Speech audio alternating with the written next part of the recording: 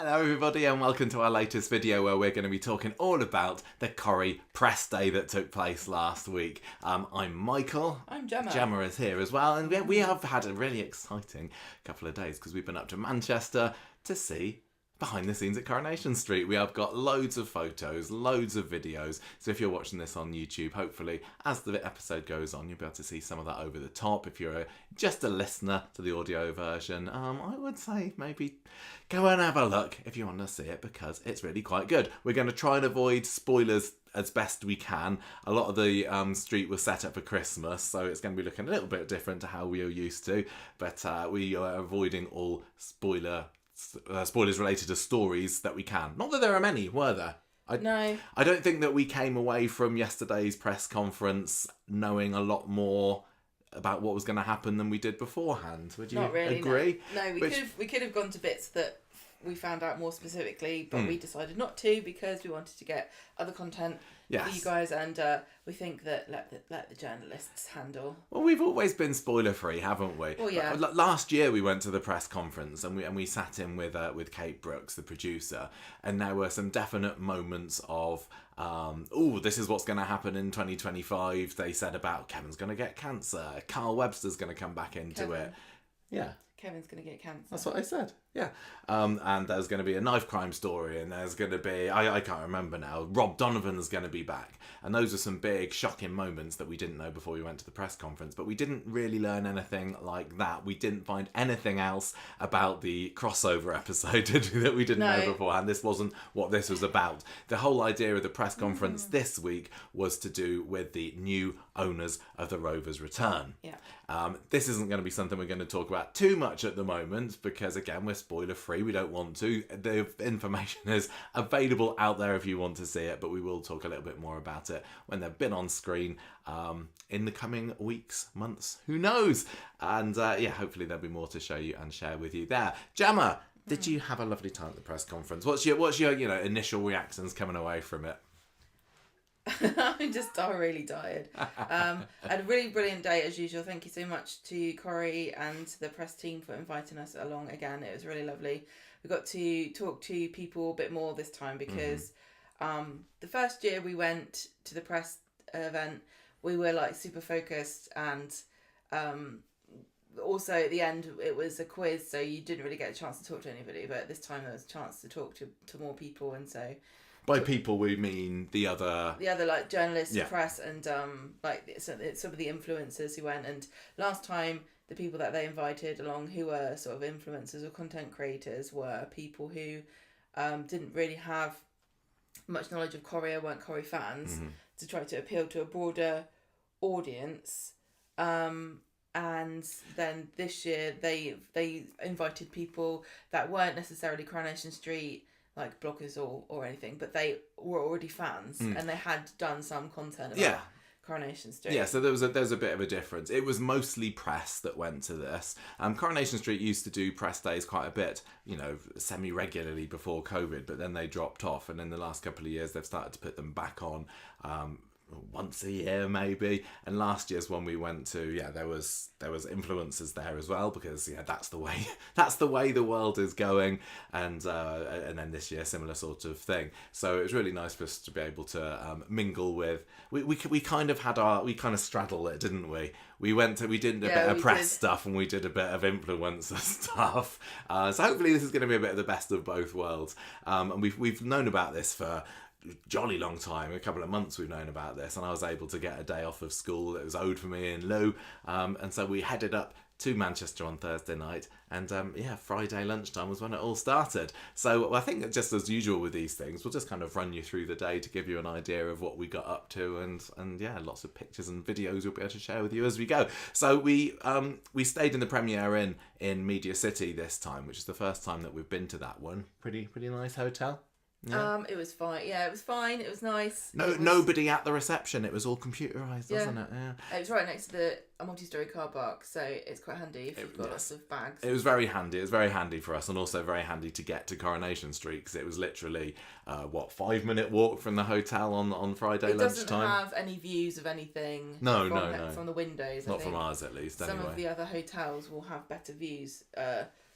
I don't think any hotels really got a good view though. I think the apartments are along best. the canal front are the ones you want if you're trying to spy on people. So we were told that we had to get there. Well, the doors were open at 12 o'clock. So we ended up leaving the hotel at about 11:45 or so, and we walked along the front. Of all, we stocked up on a nice big breakfast, didn't we? Yes.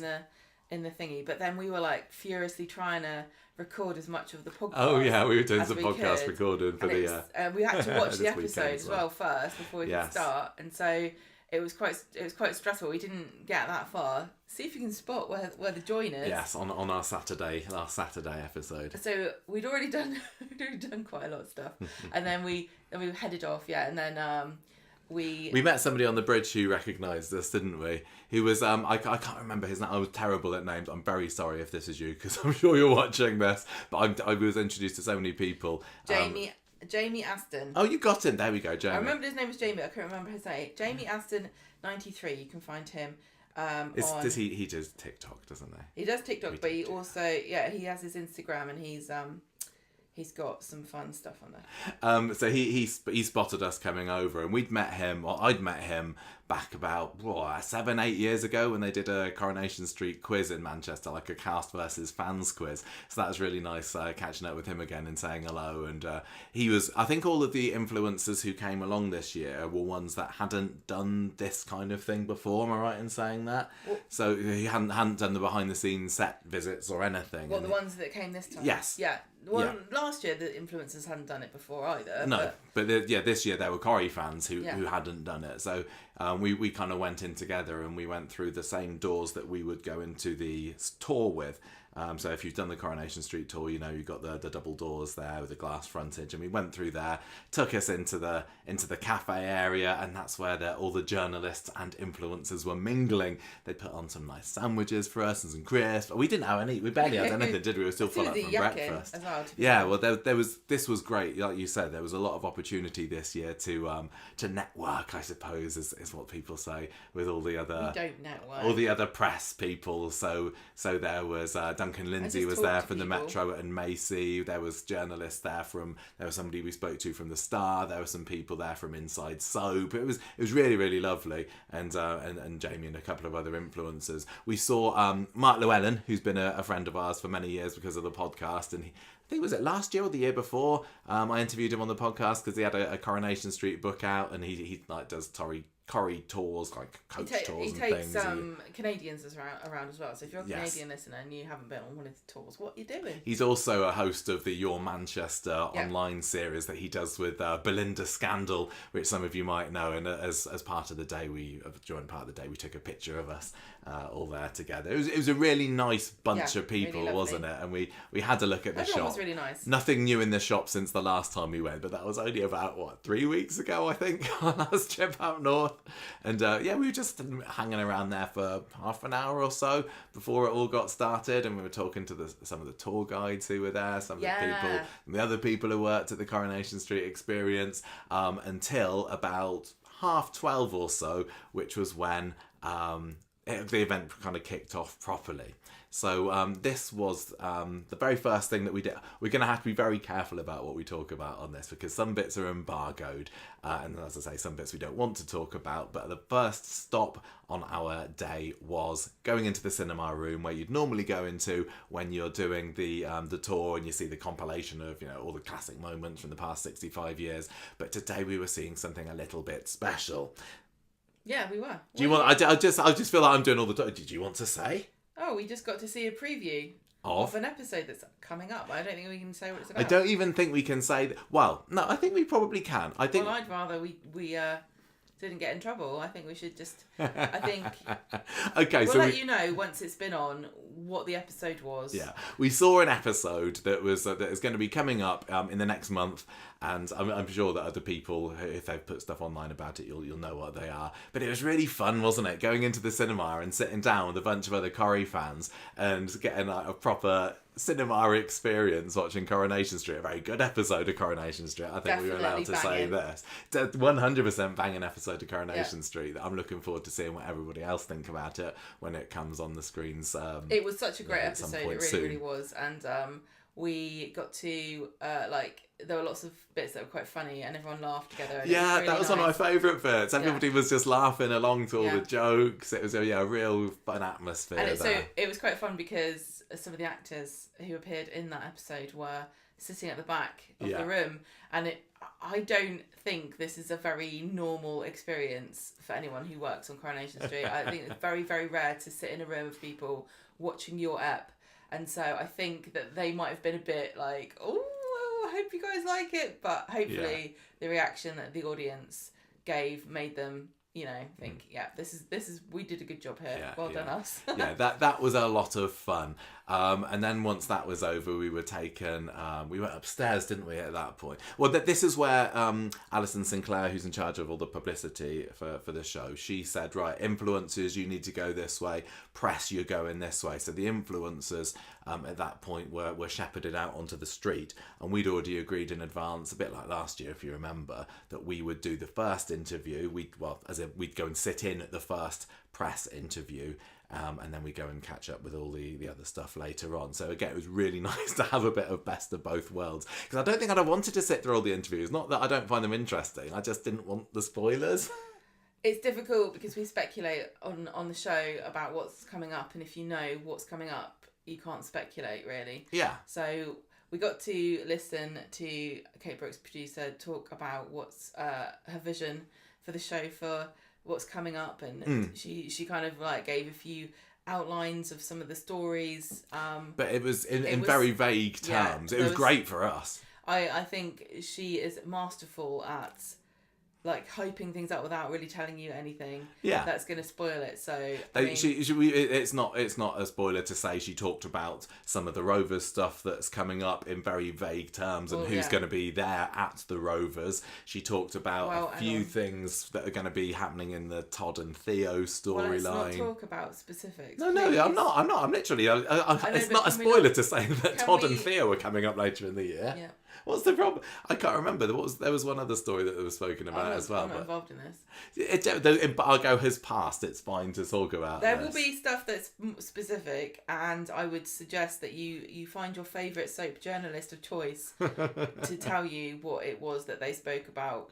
I was really, really pleased with it. And like Gemma said, Kate Brooks is really masterful at hyping up the show. And there was nothing in the interview, I think I can say this, that made me go, oh, I'm not really sure about that. Last year's one, when she, there was lots of great stuff coming. Everybody was really excited about Rob Donovan's return, for example. But there were a few bits in there like, Kevin's going to get cancer, where I thought, I don't like the sound of that. Or even when, sometimes I can be disappointed by things and then go on to like it, because when they said there's going to be a really dark knife crime kind of angle to the story with Mason, I was like, no, I don't really like that. I don't like the sound of it, but it turned out to be brilliant.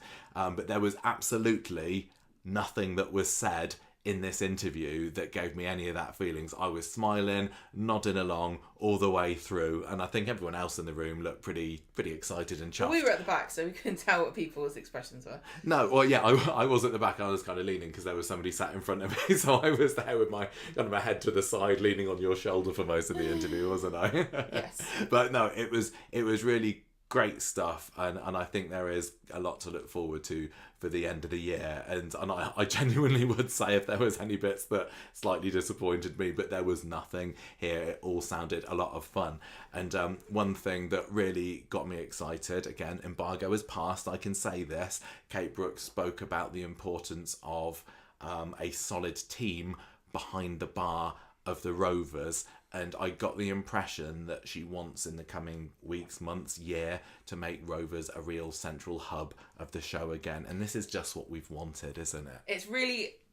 It's really fascinating because this press conference is sort of like about a new chapter for Coronation Street. So last year, this press conference was Kate Brooks first as producer, and so she's kind of setting out her stall for what she thinks Coronation Street should be about and how she's going to make that happen, and a bit more specific details about some of the things that are going to happen. This, although she didn't, this wasn't like what she said, but the upshot of the things that she was talking about really feels to me as though it's like I did my first year and I found my feet, and now here we are, and this is now my proper vision. I can start doing my stuff on Corrie, because for the first, the first year on Corrie, she did work there for a while before she officially started as producer for quite a few months. But the characters and the storylines and stuff were still ongoing from Ian McLeod. Yeah, from Ian McLeod's era, but the longer you're in the seat, the more sort of pure your influence becomes, I guess. Yeah. And so now we're starting to go, yeah, this is what I want from the show. And I think that having a new team behind the Rovers really is going to make the show feel quite different. Ongoing. That's kind of the impression that I got. A new chapter is right. You always feel a bit nervous when things change, but I think it's going to be quite a positive change. And from what I've seen, I think I'm going to enjoy it, and I do think it will feel a bit different. Corrie will feel a bit different with this new, but in in kind of a classic way, I think the messages like more traditional Corrie stuff because of this Rovers team, and then obviously we're going into the 5 episodes. Yeah, there are a couple of other points that I wanted to mention. She mentioned a bit, again in very vague terms, about the Debbie storyline. She stressed again that Debbie is not anywhere close to shuffling off her mortal coil. We've still got a lot more Debbie Webster, and Debbie Webster in her in her current state as well, because the dementia, although that we're seeing signs of it, it's you can't tell most of the time that she's got dementia, and she reassured the press and the fans there that there's still a lot more of current Debbie still to come. So that was great news for me. And she also spoke a little bit about one event episode that's coming up, and this has been something that I would say has been quite a Kate Brooksy sort of thing, having a single episode where you go, oh, this feels different, like Mason's death and David when he was hit by a car, and just kind of singular standout episodes. And there was one that was hinted at that I'm very intrigued by, because it was so little was said about it, but it was certainly hyped up, and I know that's her job, and I think that she did a brilliant job of positively and eloquently talking about Coronation Street. I do have a lot of trust in her that she knows what she's doing, and that she loves the show, and she knows what's important to the show. And I know that I've not enjoyed everything about Coronation Street this year, and I know that other people haven't as well, but she does love and know Corrie, in my opinion, and it was lovely to hear about it. And so go on. Yeah, definitely. I think obviously people like to bash whoever's the producer. Yeah. And we met Kate Brooks, we met Kate Oates. We never met Ian McLeod properly. No. And I think that obviously you're slightly more biased if you actually know or have met the person. But even though we only met Kate Oates a long time after she left Coronation Street. But Kate Brooks,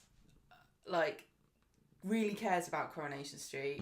She is the kind of person that Coronation Street, she comes from a working class background. She knows these kind of, the stories of the people that she's trying to tell stories about. Yeah.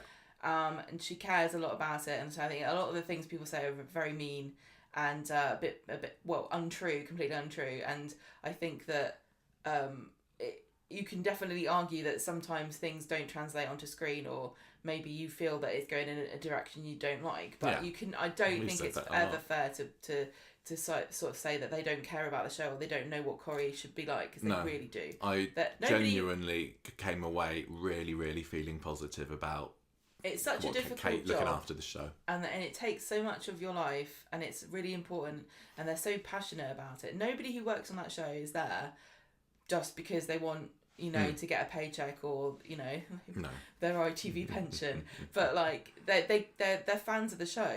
Yeah, for sure. Before anything else. Yeah, lovely lady. And we, when the interview finished, you and Mark Llewellyn and Belinda Scandal were all taken, and their assistant. Yes, we were all taken back out while the rest of the journalists stayed in the room to have interviews with some other cast members who we didn't hear anything about what went on in there. And we headed down the stairs and back out onto the street, and Kate came with us, didn't she?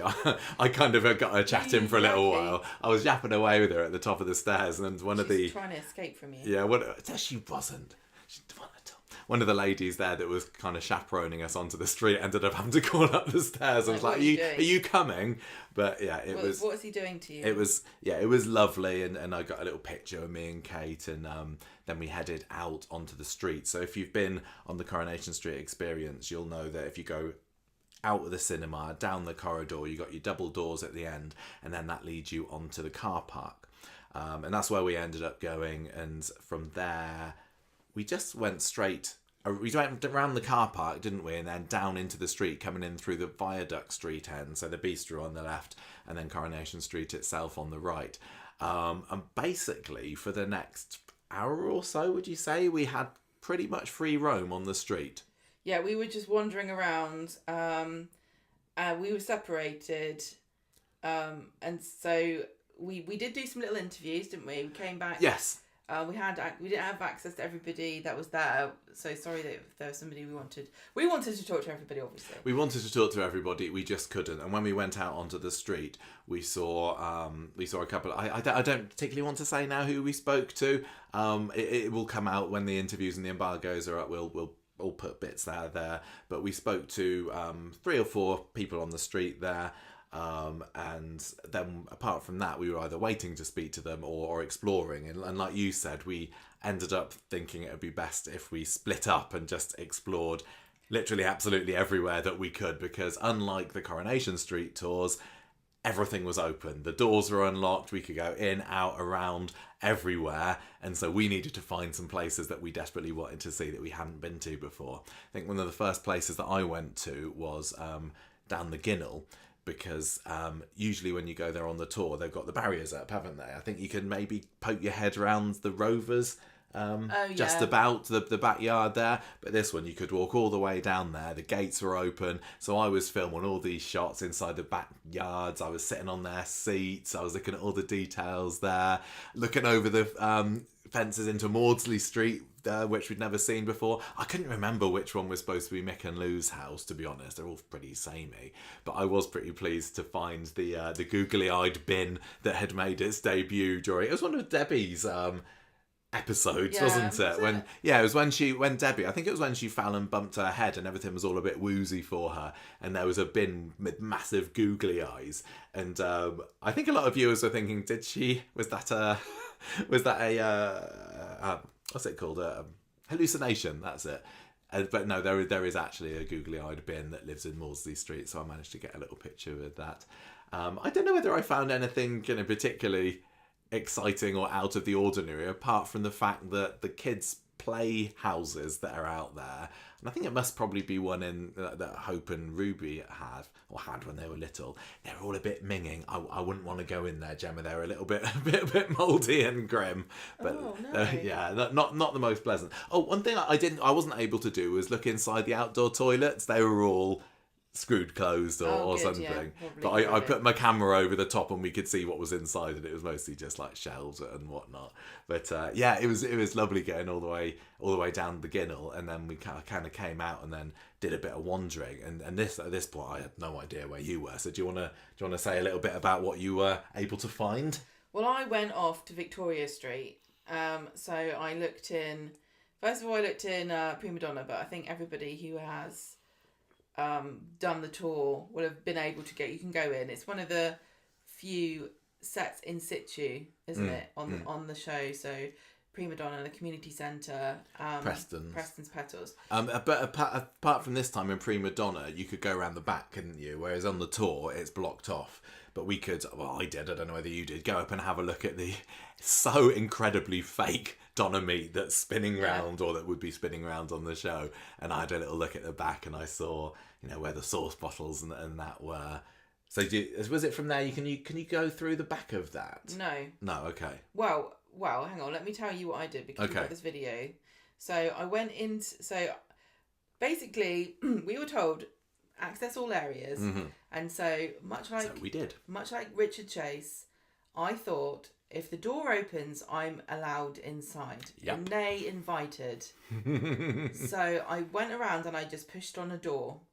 And if the door opened, I went inside. So Roy's Rolls was open. And I thought, I'd get some video of what it looks like on the inside of Roy's Rolls. And I just kept walking. See, I think I went round the back of Prima Donna, and that leads up to Roy's Rolls. So everything on Victoria Street, and although we didn't go into the houses on Coronation Street itself, did we? I didn't. I don't think you did. I didn't either, because I was going to, but there were lots of people around at that point. Yeah, but all of the houses in that row, they're similar to all the buildings in Victoria Street, are all joined up. There's not walls between them. You can literally go from place to place to place. Even the community centre, you kind of go in this shell of Roy's, and then you end up in the community centre, which is fully decorated.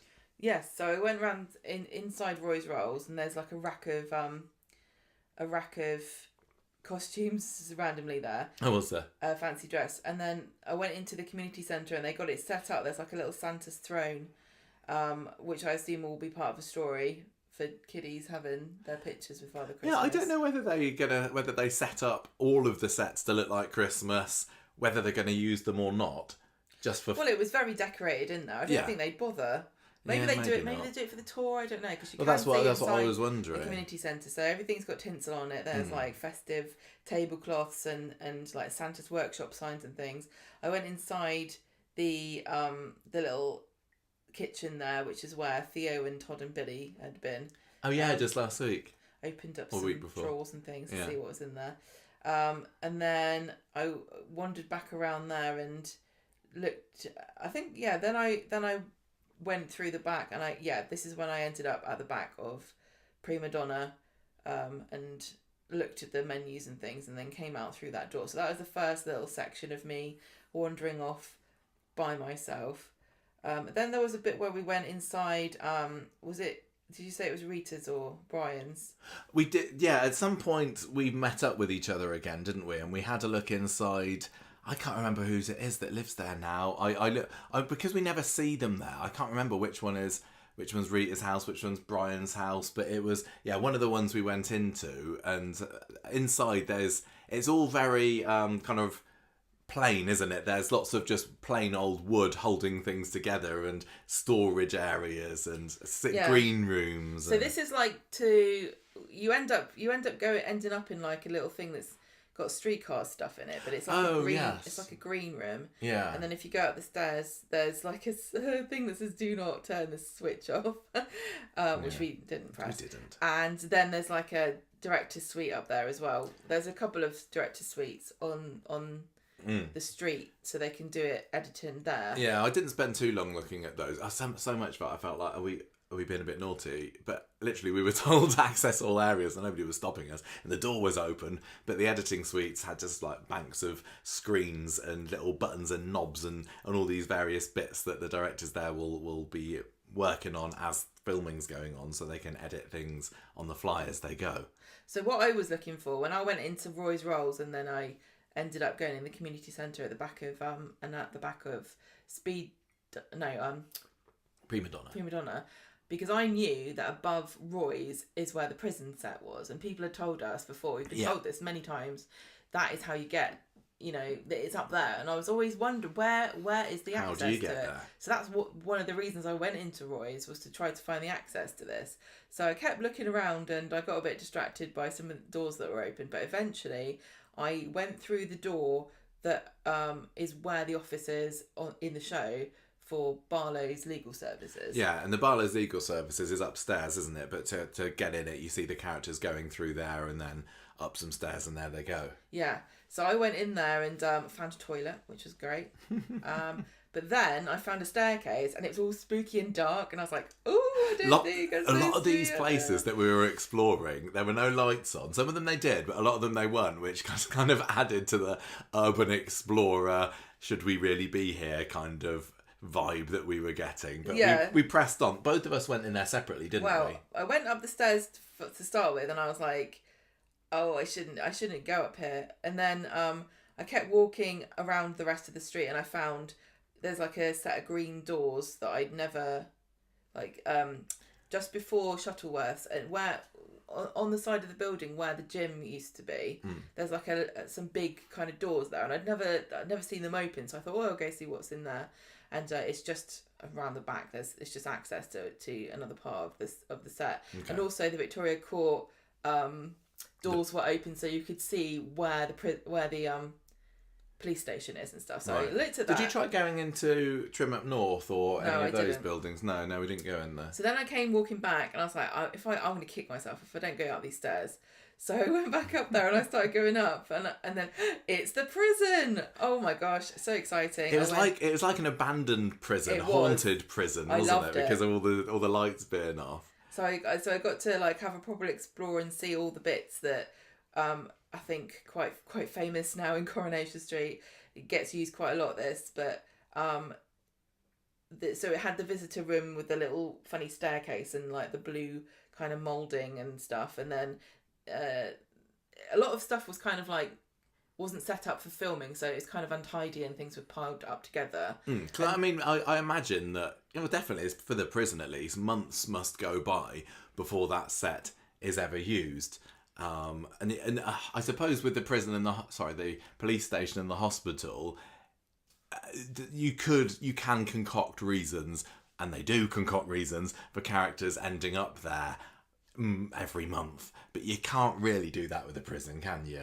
No. So that still feels like a bit of a exciting and semi-rarely seen set, but yeah, we definitely recognise where we were. So when you go up the stairs and you go left, you end up going through like the kind of very recognisable like area that they used to use for a visiting bit, and then you keep going and there's another visitor area that was done up with like, was it Norcross? Yeah, because we got the female prison. Yeah, you got Highfield, which is the main prison on Coronation Street. Well, hang on. The men's prison. So, well, I'm just saying most of the crims are men, and then you got Norcross, which is the female prison. So there's separate waiting rooms for those, visiting rooms. Sorry, with posters on. Yeah, I think there must be a bit of crossover between that they use for both the prison sets. Yeah, so I looked at all that, and then I kept walking around, and I found what were cell doors. So there were no cells inside. I didn't think there was a cell anywhere in there. So I don't know where they filmed those bits, or maybe I didn't push the doors open enough.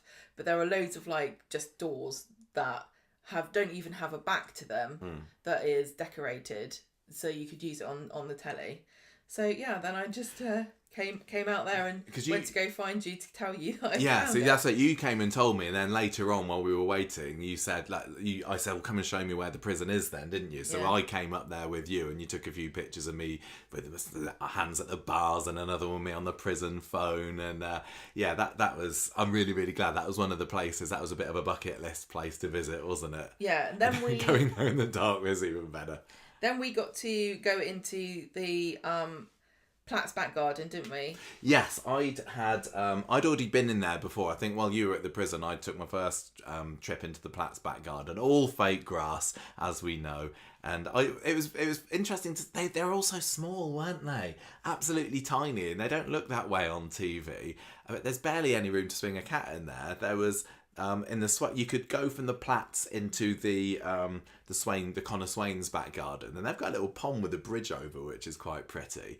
And they've got some garden furniture. Of course, I had to look in the bins. This has been the big bone of contention for David in recent months on Coronation Street. Lisa putting stuff, or Carla putting stuff in his bin. And some of the bins, again, when you go there on the tour, they're all screwed closed, aren't they? Yeah. But the ones round the back, which you don't have access to during the tour, you can go in. So I was having a look, and there was like Christmas decoration, Christmas wrapping paper in there, clearly from some story that's going to be on our screens in a couple of months' time. Or maybe just left over from them wrapping presents. It could be, who knows. Yeah, all around the sets there were various... You go there and you find piles of props, and with notes on them saying needed for Abby's place, or needed for Kevin's house and on this particular date, and some of them were just piles of Christmas presents. Everything was very Christmassy, which is what I'd like one day to go on a press tour that's not at this time of year, so I'd like to see it in its neutral form, I suppose. Just putting the crest out there. So we saw the Connor Swain's garden, and we wanted to get lots of footage there. We were peering through the orangery in Carla's and through the conservatory and Sally's. Got a few bits of footage, but it was very reflective, wasn't it? And because I went there first and then you joined me there afterwards. It's you, I think, that decided, I wonder if we can go in through the back door. Yes, I was like, I'm going to see if the Platts are in. So I tried the Platt's back door and it opened. So we got to go in and see what they had made of what they put in, because they do put some stuff in. Yeah, so, well, if you go through a door, do you want to say? Well, I'm just going to say, like, the gardens, they film stuff in the gardens. Mm-hmm. That there's no other set for that, and it would be bonkers to make a set somewhere else. An interior set for the garden, yeah. And the orangery, Carla and Lisa's orangery is all dressed, and it's a set that they film in. And Sally and Tim's conservatory, even though I don't think I can't remember the last time I saw them in there, but so, and also the kitchens, very basic elements of the kitchens have been made up. So we went into the back of the Platt's house and we got to see like some kitchen cabinets and lighting. There's a kettle in there. Some of the stuff is funny. Like, I think some of it is usable and some of it isn't. Yeah, there was, because if you're showing a character going through the door, you need to be able to give the impression that they're not just going into an empty shell, which is what the majority of the set is. So how it was set up in the back of the Platts was there's lights and camera equipment and crash mats, I assume, for stunts and stuff. But then there's also a bunch of chairs, and I think this moves around depending on where they need it to be. But there's like a screen set up and a bunch of chairs in front of it. So this is where you sit if you're part of the team, but you're not a camera person, lighting person, director or something. Like hair and makeup, continuity. I think there's quite a lot of people that need to sit and watch the episode as it's being filmed and the takes that they do. So they all sit patiently in there and watch. So I don't know what they would be. I guess they're watching stuff that's being filmed outside. So you've got that section for people watching live for their jobs, whatever those jobs are. Then you've got the director's suite, which is somewhere else, and they can see what's going on. And then you'll have the actors and maybe the director. Sometimes the director's in the directing room. Sometimes he's on, or she is on the street. And then all the cameramen and the actors are like there. So there's like 3 groups of people, I guess. Well, depending on what they're doing and where they are. Doing it, yeah. So you got to go through the Platts, and like I was saying earlier, all 3 of those maisonette houses are all just one big house on the inside with a few planks of wood holding them up. It wasn't going to crash down on our heads, but it looked like it was a shell, wasn't it? Yeah. And so you could go through there. Then we went into Carla and Lisa's orangery, and that was really exciting. And I hadn't realised that all of the heron furniture that used to be in Carla's old flat when she lived above streetcars had been transferred into the orangery. So there was the big screen there, the big, what's it called, a separating screen kind of thing. Room divider. Yeah, there were herony cushions there on the sofa, so I took a load of pictures there and filmed around there. And then from that you can go out through to the far end and go into Sally's conservatory, which was, it was just a conservatory. There was a few Christmas decorations here and there, but the weirdest thing that I think I saw in that particular set was just to the left of where you go into the conservatory. There was a little alcovey bit with 6, 7 babies' buggies in there. Yeah. And then creepy. It was really creepy because, again, it was all dark, and in 2 of the babies' buggies you got fake babies. Obviously, most of the time in Coronation Street, when they want to have a baby on screen, they'll use a real live human being. But sometimes they just need to have a fake one if they're just going to be lying there. Don't. If they're not going to be coming out and screaming or crying or whatever, you just have a fake baby. So, yeah, I was looking around and seeing these creepy fake babies that look like something out of a horror movie. It was it's really quite disconcerting. Yeah, they have... really good spot. They have these babies that go in the buggies, and I think they're literally to direct the actors' gaze, so that they're looking at something that's real. They will never appear on screen. And then you have the fake babies that they keep in a drawer in the props department, and some of those are very creepy, very realistic. They have different ages, like the sizes of different types of babies, and they're quite heavy as well and very realistic, and they're used in hospital scenes, or when somebody's cradling a baby, that will be the baby they use probably. And then if they want the baby to be seen on screen moving around or whatever, then they will get an actual real baby. Yes, real life human. Yeah. So that was kind of it downstairs there. Yeah. Did we then go upstairs, which was a creaky set of stairs? I don't think I'm going to use a lot of this footage because there's a lot of like stuff in here that probably is confidential or something. But I can describe it to you, and we will put some pictures up of what it was. So upstairs in Swala, Platt and Metcalfe's houses, it's all connected in one long one long room, section again. and it's wardrobe. There's loads of wardrobe up there for there's a whole section for dead characters, and weirdly it's so random which ones were there, because there were some recent ones like Julia Mason, but also Jack Duckworth was there as well. They were all plastic wrapped, weren't they? Yeah. But you could see the tags on them, who they belonged to, and one of them said Jack Duckworth. He's obviously been dead for 15 years at this point, so why they're keeping hold of these, who knows? In a group like that together. But there was an awful lot of like extras or characters, costumes, weren't there? Interestingly, I think if your character has a name, it's stored slightly differently. So they'll take all the wardrobe for a particular character. They have the headshot of the actor on there to let you know, and the name of them, and then they shrink wrap it all, or like wrap it with plastic. And so they'll have like, here's returning characters or recurring characters, this is their section for their clothes, and then there's another bit that's like generic, like winter jumpers for women, winter jumpers for men, fancy dress, Halloween outfits, like t-shirts and stuff, and they're all organised for the extras on rails according to what the type of clothing is. I don't know if anyone so much up there. I don't know if anyone remembers what it was like going on the tours around COVID, but they had some big marquees set up in the car park, didn't they? Yeah. And if you could look inside, you could see just rails and rails of clothes, and I'm wondering whether some of that had been transferred from the top of the Masonettes there. I'm not sure, because inside the main Corrie buildings, the offices, they've got their own proper wardrobe department. We've still never been in. We'd love to go in there, wouldn't we? And I think that's for the main current characters, but this was just for some of the extra characters. So that was a lot of fun. Do you want to talk a little bit about the other place that you went to see on set that I didn't go and visit that was quite exciting? Yeah, another bit of time I got to like wander off, and I thought, oh, I should probably look in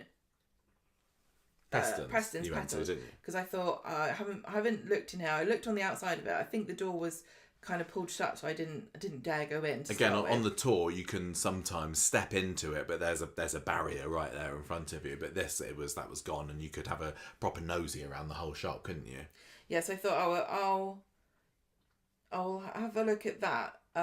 So I went in, and I looked around. I was like, okay, and then if you're going in, on the right, there's like a door, and it was open. Okay, it was a bit open. So I thought, oh, what's in here? Because I knew the hospital was around there, and I was like, I really want to see the hospital set. Those are the two things I hadn't seen yet: the prison set and the hospital set. So I was like, I bet it's through here. So I walked along this kind of uninspiring corridor, but ahead of me, I could see what was the hospital, and then I kept going, and it was like a zombie movie. I'm really jealous of this, because I wish that maybe next time you can show me that one, but it seems absolutely huge. It is like a maze, and at one point I was getting a bit panicked. I was like, I really hope I remember how to get out, because there's no way to tell. It's so similar. Everything's so similar. So, and I was like, it was like I had a bit of panic, like, I'm going to miss something out here, because everywhere I looked, there was somewhere to go that I hadn't been yet, and it all looked different, but also the same. So if you kind of picture what the street looks like head on, you've got the medical centre there, and then Preston's next to it, and the entrance to Billy's flat in between. So all of this set is behind where the medical centre is, right? It's inside there, inside that kind of shell of a building. And it's like, there were so many huge spaces, and like hospital rooms. It feels like that's the most extensive indoor set. It's enormous, which is kind of crazy, isn't it? Isn't it crazy? Yeah. And so you can see why. And sad news, everybody, because as I was walking through there, I could smell paint. So they're not getting rid of it. A lot of the stuff was like piled up together in the middle of the room, because they'd obviously been decorating it and painting it up. But there were like wards. There was a room in the middle that just had one bed in it. There was the reception area. There was another like reception area. But also, if I kept going, and I found a little side bit, and it was the hallway to the Weatherfield courtroom. Oh yes, there was the court there as well, wasn't there? I was dead jealous of that. The actual courtroom. So I went up and looked at where the judge sits and all the little desks. It's actually so much bigger. It's weird because some things look bigger in real life, and most things look a lot smaller. So this is the courtroom that was put together in, I think, 2020, when they wanted to still have court scenes, but they couldn't go on location. Because of COVID, of course. So the climax of the 60th anniversary celebrations in 2020 was Jeff's trial, where Imran was taking him down, and they had to build this little set here so that they could still have some court scenes. So that was all that, and we've seen, I guess, some of the smaller cases take place there ever since, and when they've wanted the big court scenes, they still go to Bolton Town Hall to film these. But yeah, that was really incredible. And also in the hospital, didn't you see, again, no spoilers here, a couple of names on beds, giving you a little bit of a clue about who might be taking a hospital visit at some point in the next few months? It's not a spoiler to say there will be somebody that ends up in hospital. So I feel safe saying that, but I will not tell you whose names I saw. Look forward to that. So I think that's roughly all the stuff we saw outside, wasn't it? Yeah. As I say, it was kind of interspersed with chatting with some of the cast members. As I was going through the hospital, I kept seeing like messages from you on my phone, but I couldn't like reply to them because I was videoing. And you were like going, "Where are you? I can't see you." And then you were like, "Oh, I'm inside the studio. I'm." Yes. And I was like, "Oh my gosh!" Quickly. So and then when I came out, I was like, how do I get to the studio from here? I forgot. Yeah. And so I had to work my way. It wasn't that difficult in the end. No, because eventually the rest of the press who'd come from the other interviews were let onto the street. And most of the time that we were out on this street, we didn't see any of the other influencers, did we? Because they'd all been taken into the studios by this point. So it really was just me, you, Mark, Belinda, who had the free roam of the street ourselves. And we were able to say, oh, we want to speak to so-and-so, a cast member. And they said, okay, right, let's find out where they are. We'll see if we can get them for you. But eventually the rest of the journos came out onto the street, and along with Alison Sinclair as well. And I was like, oh, what do I do now? And so I just got a little bit too impatient. I decided I was going to take myself off to the studios because I knew that they were there. And when we'd been out onto the street before and we'd gone past the studios, I saw that the big sliding doors were open. So I was like, wow, it would be rude not to. So I headed across to Studio 2, I think it was. I'm really terrible at remembering the studio names. It doesn't particularly matter, does it? And I had a good old explore of there. I can't remember which studio sets that I went in, or which sets were in which studios. But we did know that one of the studios was out of bounds. We weren't able to see Roy's Rolls. We weren't able to see Underworld. And very, very sadly for me as well, we weren't able to see Debbie's new flat. And that was one of the ones that I really, really was desperate to see. And I do hope that at some point, while we've still got Debbie over the next year or so, or two, I don't know, that I'm going to be able to see her flat, because it's so...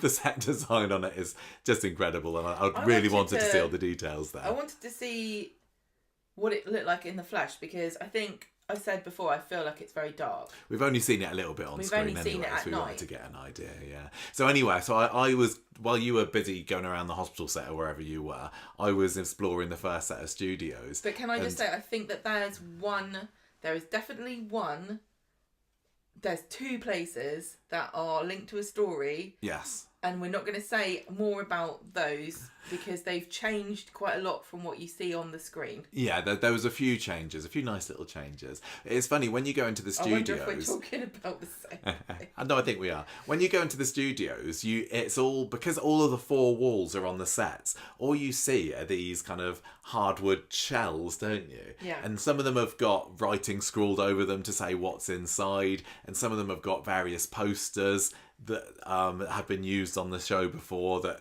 have just been recycled and plastered on the outside for whatever reasons. So all of the sets have four walls, and when they're not being filmed, they quite often get pushed together so that they use less space, and because it's quite tight in those studios and things are kind of like all next to each other. There's no logic to me as to how they've been laid out. It's not like they go put Swala's flat in between,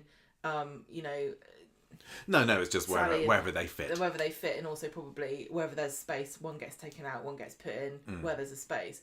And so on the outside also, sometimes there will be a little diagram that says where the cameras go, and also there's like quite a lot of fire safety stuff, and like I've signed this off, and then all of the camera equipment and stuff is just scattered around. Yeah, so that it can be wheeled to wherever it needs to be. So it was just a fun little mystery going around, and I guess we can just combine all of the interior sets together, because I don't remember which one was in which studio, but we must have been separated from each other for a good 45 minutes, an hour, didn't we? Because you were at one point saying I'm in the Rovers, and then I'd make my way to the Rovers set and you weren't there, so we were just exploring everywhere. And before we went, we made a list of some of the places that I don't think we'd ever visited before, and we wanted to try and find those. So for example, where are some places? I don't actually remember where. You did so much more of this than I did. Yeah, I'm just going to say. There's only so much to say about the sets, to be honest, because they were just kind of how they look on TV, but they're all Christmasified. We obviously wanted to see the Platt's interior, because that's all changed since the last time we've done some behind-the-scenes stuff, which I did get to see. So I was looking around in all the drawers there and seeing the spoons and what was inside the cupboards, and most of them were just empty. They weren't stocked up with food or anything like that. I wanted to see the big portrait of Alf, and that was we'd seen that in the flesh lots of times before, hadn't we? Because it used to be in the prop store. Yeah. But this time we were able to get right up close and personal with Al's photo. Big oil portrait. And also, of course, Vin Diesel is back in the fray again. So he was all dressed up for Christmas with a little Christmas hat on. So I went to see Vin. And it was fascinating seeing all the little details there. And then into Carla and Lisa's flat, and I know house, and this is the one that I knew lots of people would want to know all the details about, but even I think I could have probably spent a bit more time filming the interiors of there. Yeah, there's just photos all over the place. There was office equipment, there were books, there was stockings on them, and then this has turned into a big thing, hasn't it, on social media since we posted the pictures of there, because there were 3 stockings hung up for Christmas, and who do they belong to, I don't know, but that's got a lot of tongues wagging and cogs whirring in people's brains. It's really funny because we knew that the Swallow fans would be super excited about any content that we could get, so we've got kind of like 3 Swallow sets really. One of them is the outside garden and the orangery. One of them is the fake interior set, and one of them is the real interior set. And some of the things are the same, some of them are different. Like the Swallow stuff didn't have any Christmas things on the interior on the street set. No. But they did have a very nice pumpkin wreath in there that I really liked. Oh, they didn't.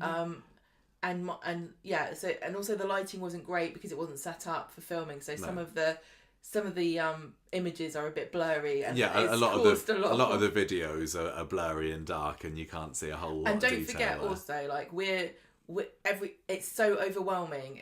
It's like going to a museum and then being quizzed afterwards about... We knew that we were on the clock as well, because we had to get back into the Rovers at about 4:30, I think it was. And we spent a long time on the street set, but I was really, really keen to see as many of the interior sets as we could. So I was just like dashing around, getting a few pictures and videos, going on to the next one. So I looked around Ken's house, for example. We went to Abby and Kevin's house, and it was quite a thrill to get a picture of the awful car picture against the Eiffel Tower, which you've been moaning about on the podcast recently, and it was just as hideous in real life as well. It was funny because we both separately took a picture. Yeah, you took a picture of yourself making a horrible face, and I took a picture of me giving it a thumbs down. We saw the 2 pictures of Alfie in the snow, which are the same picture, one on each side of the house there. But that was quite cool, because that's obviously something that's been on the screen quite a lot recently.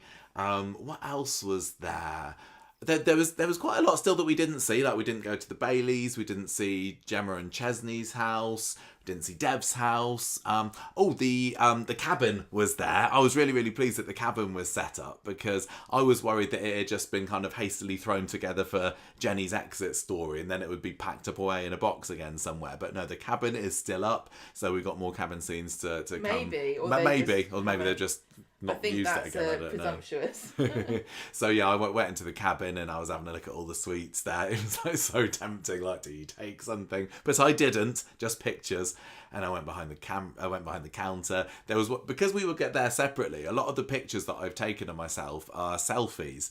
And when we've been done behind the sets behind the scenes stuff before, I've had you take photos of me posing at places. But when I went to the cabin, I kind of moved a tube of pencils, which I don't think I put back afterwards. I just remember now. And I was leaning my camera against that so that I could then film myself standing behind the counter there. So yeah, sorry, people are going to go there on Monday and find there's some pencils that have been moved. I did also accidentally knock over a photo of a Todd, I think, in the Shuttleworths Undertakers, but I put that back and nobody would know. That was another one that was great to go to because that was a set that we hadn't visited before, has it? You didn't get to go in there, did you? So you go through the front doors, into the Undertakers, and then you got the seating area to your right, and then you can turn left to get George's desk and all the shelves. I did try to get inside one of the urns that was there, but they were all kind of jammed closed. You couldn't take the lid off them or anything. It was fascinating in all the places, just any piece of paperwork. You just taking photos and seeing what was there, and some of them was a load of nonsense, and some of them was like potentially realistic things that might have been written on them. But you got to see a few silly ones, like in the police station set, there was a post-it note that said arrested for wearing too loud clothes or something, I think it was. There was a few silly things inside the police station because we took quite a lot of photos. So I don't know how many of them we'll end up sharing because some of them might be... I was really hunting for crossover clues for... If they were there, we didn't spot much. We've spoken already about the John Sugden serial killer picture appearing on Coronation Street itself, and there was one of those on the wall in the police set, wasn't there? So I made sure we got a nice clear picture of that. But what I didn't want to do is what we did with the Swala set is like take a photo without realising of something that somebody might see that we didn't see ourselves. So. I don't think there were any spoilers there, but I don't know. I was just looking at all the files. There were maps of Weatherfield, going through the drawers there, found a tissue in a drawer. There was some like certificates, weren't there? Some of Lisa Swain's certificates for bravery, or I don't know what it was. But it was great. Again, the police station set was fairly extensive. But I think when we went there last year, there was also the interview room set up, wasn't there? And this time there was just chairs set up. Yeah. One thing that surprised me in the police station set, you go in there and there was this life-size cardboard cutout of Debbie Webster standing in the door, and I don't know what that's from or where that is, but yeah, look out for that, I guess, in the future, a Debbie Webster cutout, because last year we saw an Audrey one, didn't we? And I got a picture with that. But then there was also another one by the Rovers as well, so I don't know how many of these things they've made up. There were so many things looking around, I was thinking, what's going to appear on ITV Reload at some point in the future? Where else did we go? Do you remember any other sets that stood out to you? One thing I didn't mention that was outside on the set that I saw that I've seen before, so maybe it wasn't that exciting, but it might be to people who haven't looked at it, is the inside of Kevin's garage and the little office. Oh yes, you did that, didn't you? Well, yeah, I didn't go in there. Because we had been there before because we interviewed Kate Brooks in there. Yeah. And you don't really get to see much inside this office on screen. So I thought I'll film in there and have a look at everything and open some drawers and things.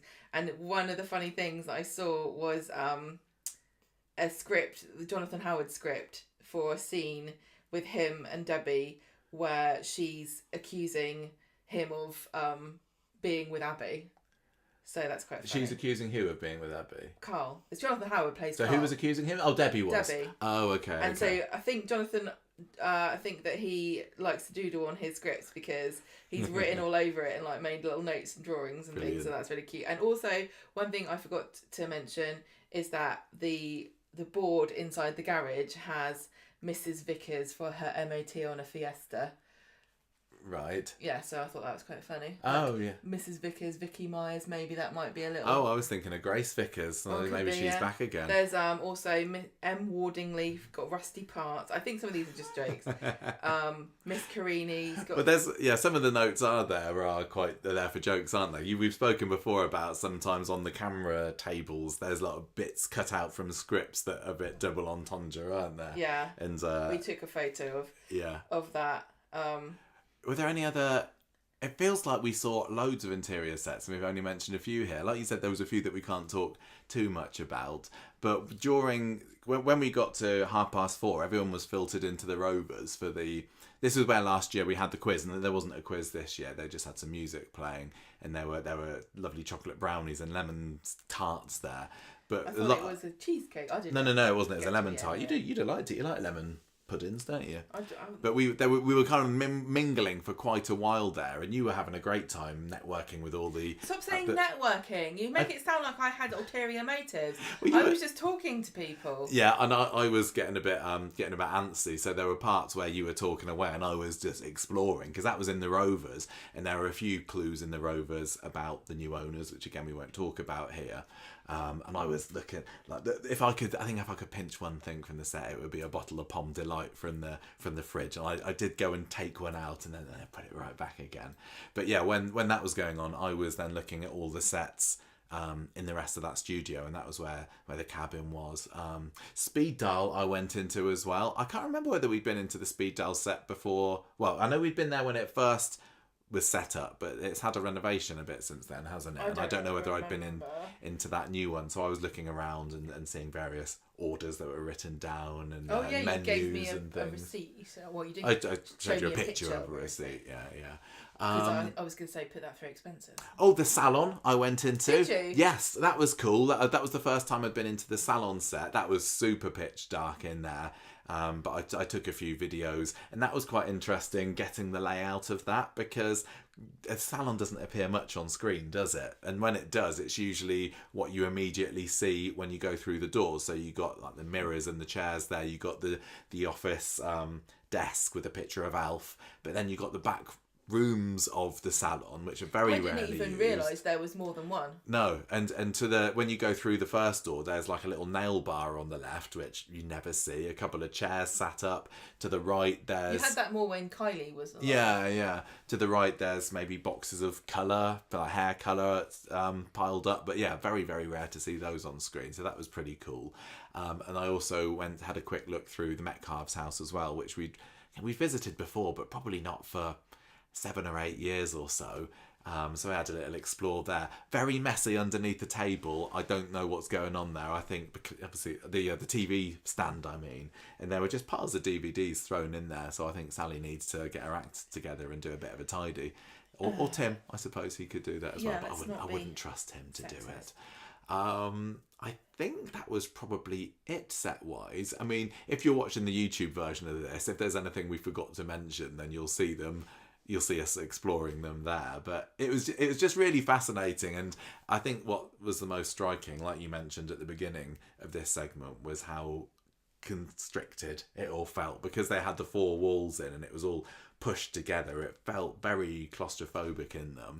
But it's just great to see the detail on them and how they did look like sets, a lot of them. They didn't necessarily look like, real living rooms. But they do a good job of making them feel more alive when they film them for telly. One of the studios, and this can't be a spoiler because I don't know what the hell they're doing. And the other thing that I'm also quite conscious of is that there were loads of other people filming, and some of the things that we're trying to be careful of here might already be online. Oh, I'm sure they will be. But did you see the bit where it's like a giant area that was cordoned off, that was covered on the floor? They'd painted some wooden floor. Yeah, so it looked like they were going to build a set somewhere. They were getting ready. Do you think it might be that? Maybe. I guess it has to be, because they can't film. Yeah. They have to film something with at least one wall. And maybe a new set then. Maybe. How exciting. Maybe. There was also, I don't know whether you saw not Daniel's flat, it has been Daniel's flat, the corner shop flat. And that had yellow tape across that said "dressed set, do not enter." So that was one of the flats that I don't think we've ever been in real life, and I was really quite keen to see that. And Theo are now? Yeah, that's where Todd and Theo are at the moment. That's right, but we couldn't go in there because even us who were pushing the boundaries maybe a little bit in our access all areas, I didn't want to go past something that literally said "don't come in here." Oh, see, now I'm theorising like maybe it's full of blood. Are you theorising? I am. His brains are splattered on the wall. No, I guess it just means that they're going to film in there on Monday. Yeah, it literally will. Sometimes it also means like we filmed this week and we're going to film a scene that's supposed to be at the same time next week. And if you go in there, needs to look the same. It will not be in continuity anymore. So don't bugger this up. Yeah, we've had that before where we've seen Well, the you'll behind the see scenes stuff, and it's like says dress set, don't step on there. You'll see this when you go on the tour yourselves, because sometimes you can't go down. Like sometimes they do this to the precinct. It'll say like, please don't. Yeah, don't come in Don't because touch. we're going to film here. The first time that we saw Carla and Peter's new flat when they were living above streetcars and it was all heronified, we couldn't actually get into it, could we? Because it had tape across saying dressed set. But it was a shame. But I was so thrilled. We saw so much that we hadn't seen before. It was a really fascinating couple of hours getting to see everything. Because every time we've ever been before and we've been allowed to look around, they've been filming. Yes. There's never a time when we've been there where there hasn't been. Even the last time we did the press day. And obviously at the weekends they don't let you in those bits. Yeah. So it was actually a very, very rare opportunity, and it was empty. Again, they weren't filming anything that day. Another conspiracy theory in my head is that they weren't filming because they were doing crossover stuff somewhere else. I don't know. I mean, I think that there's still going to be plenty going on in Weatherfield, I imagine. Well, there's going to be a week's worth of episodes that I have to do there because they're doing it somewhere else. I thought there was only one episode for the crossover. I don't think really? that's to show that I don't know what I'm talking about. We don't know anything. I don't know anything. I just assume that both Emmerdale and Corrie are not going to be filmed. Not going to be. The scenes won't be in Emmerdale or Corrie. Maybe, but maybe I'm wrong. I really don't know. But yeah, it was a really, really brilliant day. And then we ended up at the Rovers, like we said. There was a lot of mingling. The only soft drinks they had there was Coke and Pepsi, I think. I don't like that. So I asked Alison Sinclair if I could make myself a glass of squash. And she's like, that's all right. I'll take you into the main building and we'll get you some squash there. So we went through to... You cheeky monkey. I saw there was a bottle of squash by a sink somewhere, so I was just going to make myself one. And she said, "No, we'll take you to the canteen." So we went. I don't think it was. That's really far, isn't it? It wasn't the staff canteen where we had our dinner there one time. It was just inside the main reception area. There's a little bank of where you can make a cup of tea and coffee, and I had some Vimto because Manchester is the land of Vimto. And as I was walking past, there were lots of pictures all lining the corridors there, and I saw one of Tyrone and Maria at the Blackpool Tower, like a behind-the-scenes picture there. I was like, oh, that's one of my favourite scenes ever, so I took a picture of that, and I was talking to Alison, who's lovely, and she was juggling so much, and everything went really well, and she was talking about how pleased the day went, she was with how the day went, and it was a brilliant day for everybody involved. Everybody we talked to was saying how excited they were, particularly the influencers who'd never done anything like this before, but even some of the journalists hadn't had this much access to behind the scenes at Coronation Street before, so I know that everybody was super excited to see everything there. Oh, we also met Devsky. Shout out to him. He was really lovely, very young, very enthusiastic, so much fun, and we saw Charlotte from the Mirror. I talked to loads of people, and I think one thing that maybe people don't really think about, but all of the soap journalists that were there were soap fans. Yes. There wasn't anybody there like, I've been sent here by my editor, but this is there wasn't. Everybody was super excited. I've worked around journalists, I've been a journalist, I've worked with them before, I've done stuff with journalists who hated what they were doing and weren't interested in the topic whatsoever, thought it was a load of crap, only went there because they'd been assigned it or something. I've done lots of different things, all kinds of different, like games. I've done drones, I've done anime, I've done... All right, show off. I'm just saying, some people who go to these things don't care about it. No. But everybody that I spoke to at Coronation, at this event, who is a soap journalist, is a soap fan before that. Yeah. I don't think it's possible to be a soap journalist and not care about soaps. No. The thing in the Rovers, and I think Jen was very pleased about this in the end, there was supposed to be a karaoke party, wasn't there? Because they didn't want to do a quiz for 2 years in a row. Obviously, we would have won again. Well, there's no point in trying to I think I'm kind of pleased that there wasn't a quiz, because I would have felt the pressure to defend our title after being the champions last year. It wasn't just me. Colson Smith was very, very helpful on our team last year, and Shanique Sterling-Brown was as well. And obviously Colson's not there now. No. And so who would have been on our team? I think I would have had to have tried to get Duncan Lindsay. Yes. Because he's normally the person who wins. He knows his stuff. So I think we'd be you and him would be like. We'd have done a quite good job together. But they had the karaoke machine set up, and a couple of people had like one go on it. Stephen Murphy another soap journalist, was there having a bit of a sing, and it just kept cutting out, so we ended up just playing music, and I think most people just breathed a collective sigh of relief. I think I might have had a go. I don't know. I do like a good sing. We were talking to Jodie Prenger, weren't we? Because she was there at the end, and I got a picture with her, and she was. We've met her loads of times before, and we were talking about the singing, because she's obviously got a good pair of pipes on her, and you were trying to persuade me to do some singing, and you were saying to Jodie, oh, you should sing a song together, and she was like saying, what kind of music does he like? And you said, oh, he likes the Spice Girls. And she didn't look impressed. No, she didn't look impressed with that. She says, oh, you can do a bit of Zig a Zaggar. Maybe she got beef with them. Maybe she does, yeah.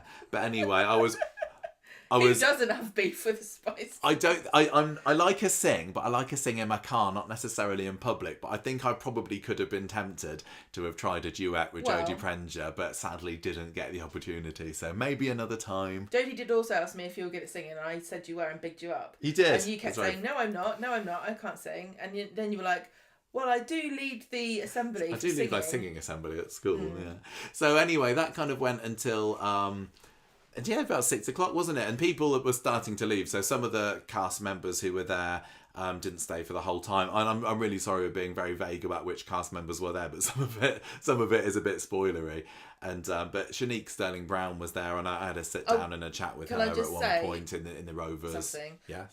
Some of the actors were there specifically for the press conference to talk about their role in a story, and some of them were there because they just came along for fun.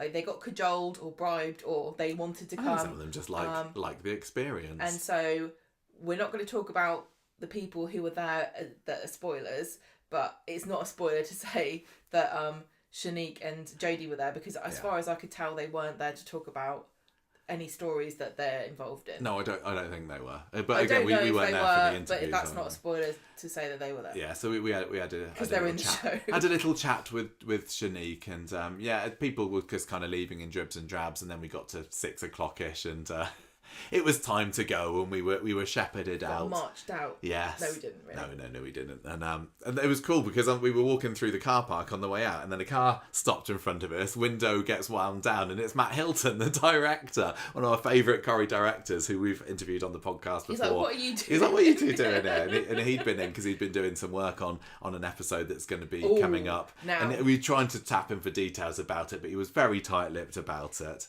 Very professional. Thanks, Matt. This is going to be something else. It sounds like it will be, but again, we literally know nothing. Not going to say anything about it. So that was nice, and then we went out back through the experience. Well, hang on, we walked out with some people, didn't we? And we chatted to Matt. Yeah. And then I gave him my mug.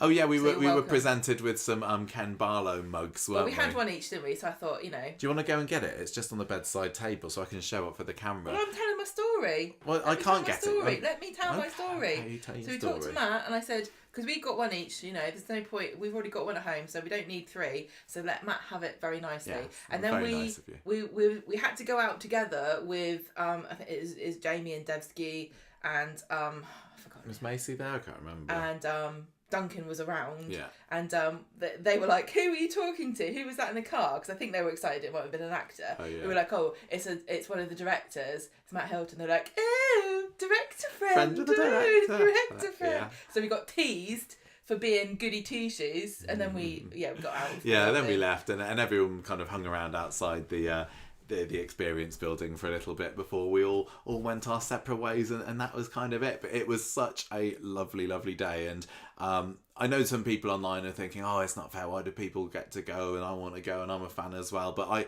I hope that from what we've been able to share with you today, it's given you a good insight about what it was like there. And even if you weren't there physically, you've been able to have a good nosy at some of the things that we saw behind the scenes there as well. So that was it. Gemma's just back with my mug. Oh, this is. So do you remember this one? It's available on the ITV shop. It's got a Ken Barlow quote on. So thank you very much to Coronation. I'm just opening it. I was going to open it. Yeah, because you don't realise that you've got. Has it got sellotape on? Okay, you do all that. But yeah, that was lovely. We all got a little souvenir to take away with us, and we kept one of them at least. But well, because we've got one already. Yeah, she's going there with a screwdriver getting this mug open. This is heavy duty you wouldn't stuff. be able to do it. I wouldn't be able to. But here's a live unbubbling and sorry again, audio listeners, of my little souvenir mug that says, I happen to think that I'm a great guy. So I'll be able to drink out of this and also feel that I too am a great guy. It looks like a really great mug for soup. I would have soup out of that, you're right. It's a bit too big for me. It's got a good capacity, that, hasn't it? Because it normally would get cold. Yeah. But anyway, thank you very much to ITV and Alison and everybody who was involved in organising that day. Absolutely fantastic stuff. Kate Brooks was wonderful to hear. And thank you to all the actors who came along either to chat with us or film a few things to camera, which we'll hopefully be able to put on our social media over the coming month or so. Thank you to all the journalists and the influencers that talked to us. It was absolutely cracking, and it left me feeling very, very happy about the next few months in Coronation Street. Can I just tell one funny anecdote? You can. So we, like you said, Michael said, we did do some things to camera which we'll use that are just like funny little things. And I was the one who had to film it. So he said, right, can you say this? And then I filmed it. And it was so awkward because they're waiting for me to like be the director and go action or something. And I never did. I just went, okay, or go or something, or nodded. And so they were like, this is not professional. This is not professional. No, we looked quite unprofessional. I'm going to say. I think we're the only people that went that didn't have microphones.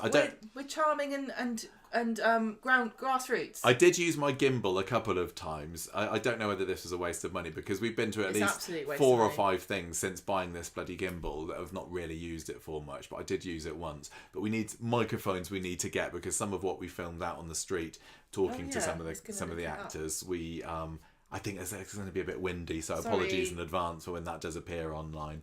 Anyway, that was it, and then we didn't go home. Then we went to the we went back to the flat for a little bit, but we had to go out for dinner. But most importantly, and this is just a little coda to our episode here, we'd been told that one of the shops in town in Manchester, a bakery called Get Baked, had a Coronation Street themed window display on, and we're like, yes, we have to see that. Corrie, Halloween, Gemma's favourite celebration of the year, get us down there. Programme. And you quite like it too, don't you? I've heard of it. We went into the northern quarter and there was this brilliant window display which we managed to get a few pictures of that was characters painted on, but Halloweenified. So there was Fred Elliott there with his meat carver, and I can't remember, somebody had their guts out. There was a Deirdre on a broomstick with a little cat with David Platt's face on it. It was very bizarre. There was a Ken Barlow with devil horns, I think, and we didn't get very good pictures because it was night time. Yeah, we couldn't go back during the day for it. But anyway, we've got a few pictures here that you can see. We went inside and we spoke to one of the ladies behind the counter, and